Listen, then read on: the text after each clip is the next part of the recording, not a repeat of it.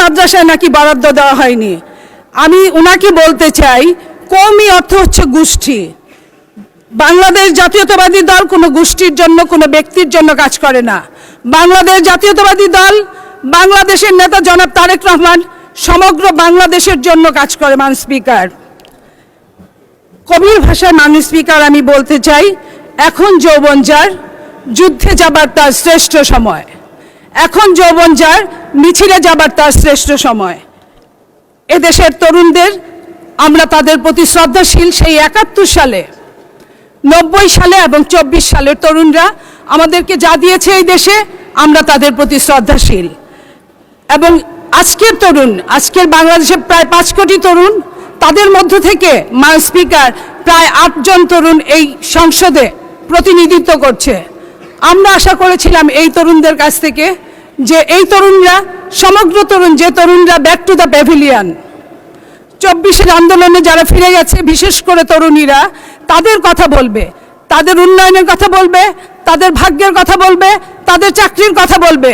কিন্তু আমরা অবাকভাবে দেখেছি তারা এসব কিছুই বলে নাই।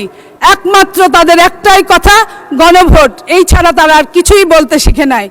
যে কথা বলেছেন মাননীয় প্রধানমন্ত্রী, আজকের মাননীয় প্রধানমন্ত্রী জনাব তারেক রহমান, উনি তরুণদের জন্য প্রযুক্তি খাতে, তথ্য প্রযুক্তি খাতে উৎসাহ দিতে 500 কোটি টাকা বরাদ্দ করেছেন।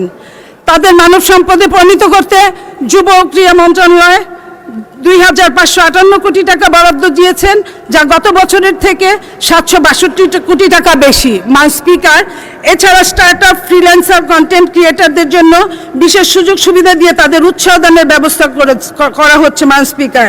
এবং 9 বছরের জন্য আগামী ভ্যাট প্রথা তুলে দেওয়া হয়েছে তরুণদের এই স্টার্টআপে। মাননীয় স্পিকার, তরুণ পেশাজীবীদের জন্য করমুক্ত আয় সীমা 3.5 লাখ থেকে বাড়িয়ে 4.25 লাখ করা হয়েছে। মাননীয় স্পিকার, স্বাস্থ্যই সম্পদ, অথচ বাংলাদেশের জনগণ অসুখ, হাসপাতাল, ডাক্তার, চিকিৎসা নিয়ে যারপরনাই অসুখে থাকে।